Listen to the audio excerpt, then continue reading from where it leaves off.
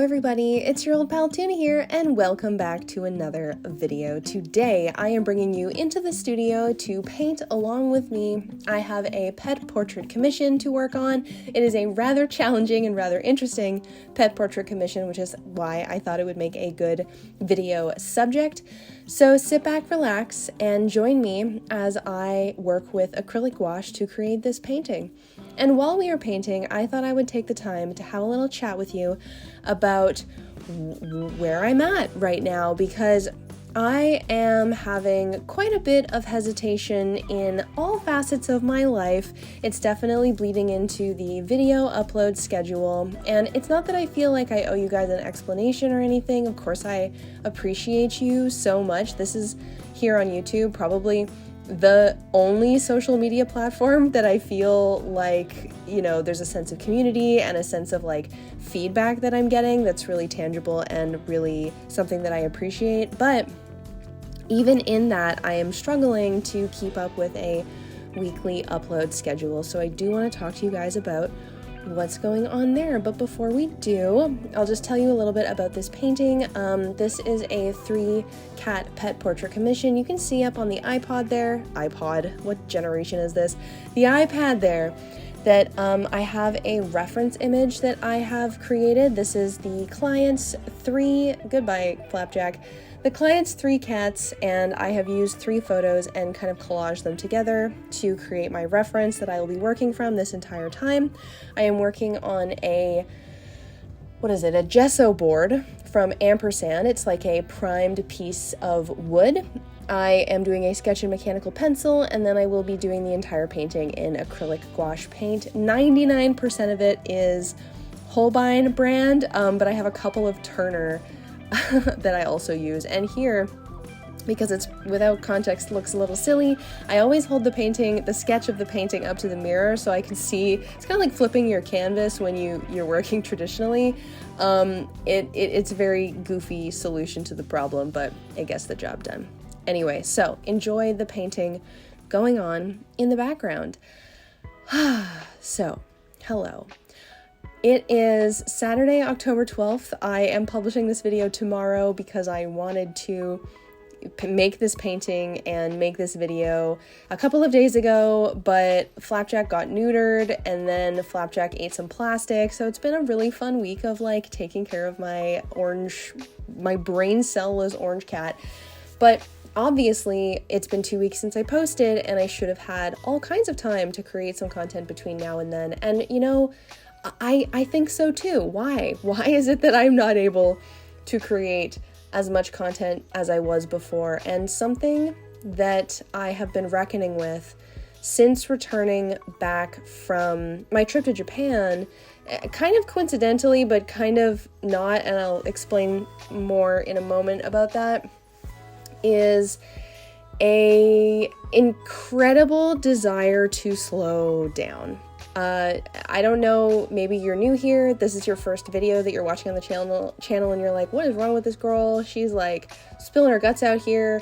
Who does she think she is? But if you have been following me for a while, you might be aware that like I'm like a pretty, I'm gonna say like high functioning individual. I'm really motivated and I get a lot done day to day, week to week, and year to year. And my trip to Japan was actually like the first time I have turned off my brain and not worked for any length of time, let alone 2 weeks. And coming back to the breakneck pace that I live my life was something that I wasn't really prepared for. And I've been having some trouble all year, and honestly for many years now, but very specifically this year in particular, with some mental health kind of ups and downs. And I really lean into work to protect me from those problems. Working is just such a great way to turn away from anything that might be troubling me and to get a lot of reward emotionally from being productive. And I always see those anti-hustle culture posts that are your productivity's not your worth, man. And I'm like, that ain't me, because I know it's not healthy, but my productivity is generally tied to my value as a person, to me, not to anybody else, whatever. This is all about my perspective. And the only reason that I'm telling you this is because I am sure that I'm not the only person that feels this way, and I just want to be straight and explain to you why I might be appearing kind of different. I've had people already message me or talk to me and be like, you're not posting as much on Instagram. I usually do a lot of day-to-day stories of what I'm up to, and I just haven't been because I don't know, it feels like time is flying by right now. I got back from Japan over a month ago. I haven't filmed my friggin' haul video, and I've only managed to make a vlog for a event that I went to and this painting video. And I've been productive, whatever. I've got work to do. I've got to keep doing my job to the best of my ability. But instead of giving 90% of myself, 90 to 100% of myself at all times, I'm operating at I want to say 60%. That's just a number that I'm pulling out of my head right now. But that's kind of how I'm feeling. And I'm struggling with feeling pretty darn guilty that I'm not, living up to my expectations that I create for you guys and that I create for myself, and only really focusing on the bottom line, because I'm definitely someone who thinks in extremes of black and white, where I'm either giving 100% or it's oh, I just might as well not even try. And I always find that when I give some shade of 1 to 99%, that I only get back what I put into it. And so if I don't put my all into it, I don't get my all back.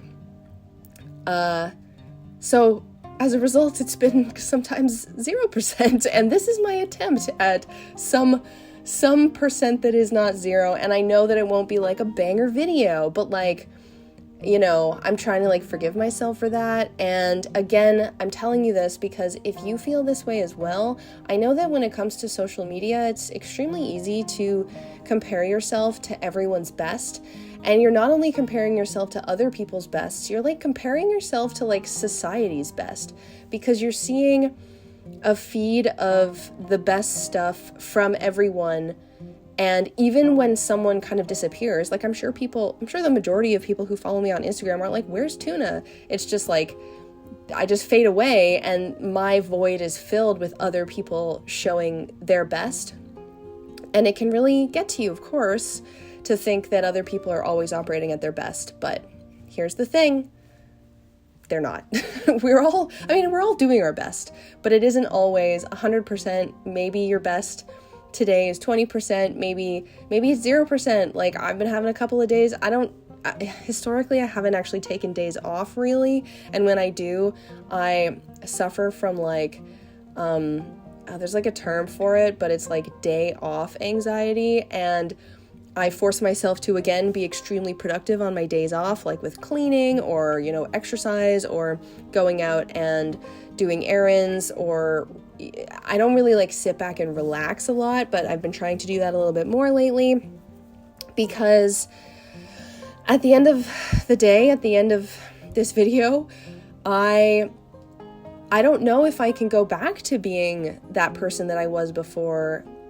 I want to get closer to that person, but I have to kind of slow down now, get a handle on my thoughts and my feelings, maybe talk to someone and consider what some of my options for management of these feelings might be. And as well, when you're a freelancer and you work, I wouldn't even really call myself a freelancer. I do commissions, but for the most part, I'm more a small business owner. And either way, like I said before, you get out what you put into it, to the point where when I slow down, I make less money. And maybe that's okay, but it's not ever ideal to make less money. And that also feeds into the fear of actually giving myself space and time to recover. And then also wondering, once I've given myself the space and time to recover, like, what does that look like on the other side? And also, how do I not lose everybody while I'm taking that space and time to recover? And you know what? People can go. Like, I am just one content creator in an endless stream of people sharing absolutely brilliant creative works online in ways that I could only dream of doing. And the fact, first of all, that anybody watches or listens or, you know, patronizes my businesses, like, that's something that I'm never taking for granted or anything like that. And I think that that also adds to, like, wanting to always be there for you guys and impress you guys and excite you guys and be there with you, because I know how valuable that is as a consumer of content and art as well. Geez, I got a lot of time to talk during this video, I tell ya. So if it's a bit wandering in the thesis of what I'm trying to say, please bear with me. Let me just say what I've been trying to do to help with some of these feelings, because Google searches have been really unhelpful. Every time I come up with a new way to describe how I feel, the Google searches, they're not great. I did try reading a book called The Cure to Burnout, which is a book that was recommended to me by a very close friend of mine who is also a high-functioning business owner individual. And unfortunately, it didn't really resonate with me, so I'm hoping that perhaps another sort of self-help book might just be able to give me the perspective that I'm looking for. One that I'm a huge fan of is Atomic Habits. I felt that had a huge impact on my mindset. And I think, like, whatever I'm feeling, a large part of it is mindset. So if anybody has any recommendations for maybe a book that they read that helped them to recontextualize some of the feelings that they have, if you've been suffering with, like, kind of depression or, like, burnout or, like, kind of not really knowing how to pace yourself or how, like, I don't know, I feel like I have to set some new goals or something in my life to keep myself striving towards things. Anyway, let me know if you have any recommendations, because I'm always a fan of an outside perspective. I have been journaling, so I have a tendency currently to spiral into kind of negative thought patterns, and so the journal is designed to help me reflect on the good things that happen in a day, especially when it comes to being accountable to my productivity. I'll make, like, lists of things that I got done instead of making a list of, like, things that didn't get done. Like, that's a separate list because that's my to-do list, but then this kind of journaling, and I'm a list person, so it's not me being like, dear diary. It's literally just, like, point form notes of, like, what I got done and how I felt and some stuff that I learned and some stuff that I'm grateful for. And is it working? I don't know, but at least I'll have something to look back on if I need to reassure myself, and it can help me to be a little bit more present, because I do sort of feel like the world is flying by my window at a breakneck pace that I cannot grasp a hold of. The rope is slipping out of my hands. And talking to people that I love and people that I care about, and just, like, anybody, frankly, who will listen, aka you guys, because I don't really feel like complaining is the solution, but it's much less difficult to accept and, give myself the space that I need if other people know that's what I'm doing.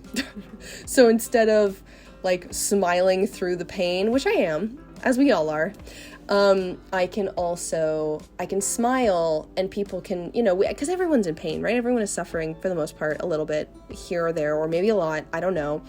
And I think it really does us all more of a service if we're a little bit more honest about how we feel without burdening people or being a friggin' downer all the time, which is something that I'm very aware of and trying to avoid. And sometimes that's why I'm like, maybe I don't want to say anything, maybe I don't want to make a post, maybe I don't want to do a video, because I'm feeling like a bummer right now, and the last thing I would ever want to be is a bummer, or be, like, use my platform to be a bummer. Like, what is the point of that? What else am I doing? Some bad habits, definitely, some little dopamine, copamine going on for sure, but I am 31 years old. I'm almost 32. This is not my first rodeo in the mental health and, self-identity and meaning of life, purpose to existence crisis that I've experienced. And I know that no matter how dire it may feel right now, that it's only a matter of time to get through it. And it's a combination of making sure that no matter what happens, I continue to try, whatever that might look like. And when things don't work, and every day that I wake up and I still don't feel quite right, all that I can do is try my best. And that's my goal. That's my goal. There's only one life you get to live, and every day that you don't live it to its fullest, it's not like a waste, but I don't know. I don't want to spend any more time feeling this way than I have to. So as long as I keep taking steps forward, I think that I can make it through. And I want you to know that if you feel the same way, that I want you to take those steps with me, whatever the heck that might look like to you, because that's life, man. The ups and the downs. I always turn to a lot of quotes. I really resonate sometimes with a really simple saying, and one of them that's my all-time favorites is Bob Ross's you can't see the light without the darkness. And he's talking about paint, of course, something that would resonate with me, and something that's very relevant to my style in this particular technique that I use of layering lights and darks, is that you need that darkness in your life to really appreciate when things are light. And that's kind of what I want to leave you off on for this extreme ramble. And I'm so sorry for spilling my guts. I hope it's not awkward. I hope that you can get something out of this. And I really hope that this painting inspires you to go out and make some art yourself, because I know that making art always makes me feel better. Okay, hi, it's Real Tuna here. I am done for now. I will take overnight to kind of think about it and look at it with fresh eyes in the morning. I feel like that always pays off for little wonky bits or just areas where I need to push the values a little bit more, but I think it came out pretty cute, all things considered. It was my first time doing 3 animals in one portrait, so definitely a learning experience, but hopefully the commissioner will like it, and hopefully you guys enjoyed coming along with me, watching the process of it all come together, even though it sometimes is hard for me to describe exactly what I'm doing. I'm gonna keep things short and sweet. Thank you to everybody in my snack pack over on Patreon who are helping to support the channel, helping to support my business, all that fun stuff. Some of these people are subscribed at the $1 tier to receive things like digital downloads, extra content like podcasts, videos, access to my secret shop and my Discord if you're interested in that. And some of them are subscribed at $10 or $25 tiers to receive mailable rewards right to their door. This month we are doing a Meowloween theme. Every year I do a Meowloween theme for October. I do a little shop drop. I tie it into all the rewards for Patreon. And Meowloween this year is Creepy Kitty Carnival, so if that interests you, be sure to pop on over, find out more on Patreon. I have a sticker sheet for everyone in the $10 tier and a bunch of extra goodies that will be revealed over the course of the month for the Big Lunch tier. And if you don't mind checking out my shop, I have the Creepy Kitty Carnival special shop drop items that are all limited edition, as well as a number of other things like comics, prints, stickers, whatever. Anything you can do to support the channel means so much to me, especially as we go through, this little rough era, because these things happen and I still have a roof to put over my head. Love you.